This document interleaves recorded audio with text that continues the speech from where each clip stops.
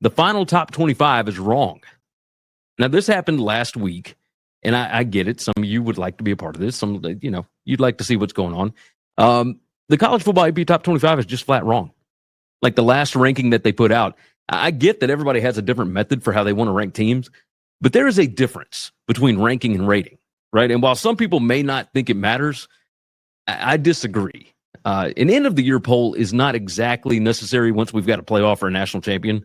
Like if you're not first, you're last. I think that's very basic stuff, right?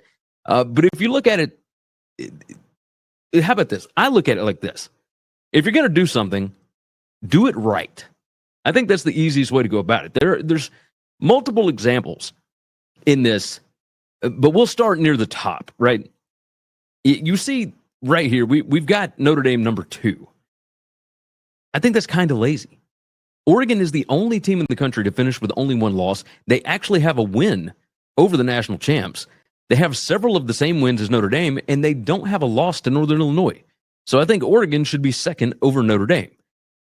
You start moving down the list, number 4 and number 6. We've got Texas ranked 4. We got Georgia ranked number 6. Did we not see that game twice? Georgia won both of those, 30-15, Georgia in Austin, 22-19 in overtime in the SEC championship game. Georgia did only finish with 11 wins, but the strength of schedule, the playoff paths were completely different. So Georgia should absolutely be ahead of Texas. You keep moving down the list, and let's go to SMU.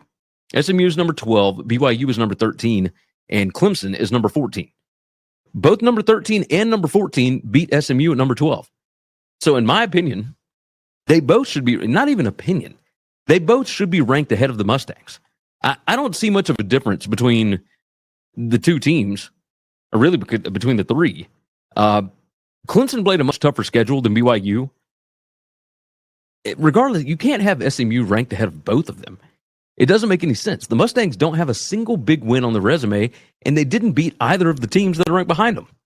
So you got to move Clemson and BYU above SMU. Period. Continuing on down. Let's keep it moving.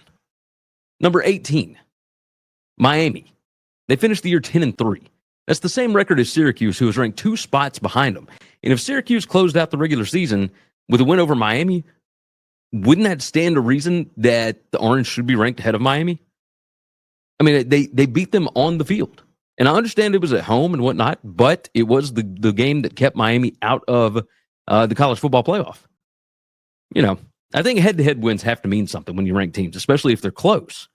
Like, rankings are not power ratings. And no, it doesn't take a lot of homework to know these things. Like, just get your ballot ready before the national title game. You won't have to rush through it and look foolish. Because honestly, to me, this kind of stuff looks kind of foolish.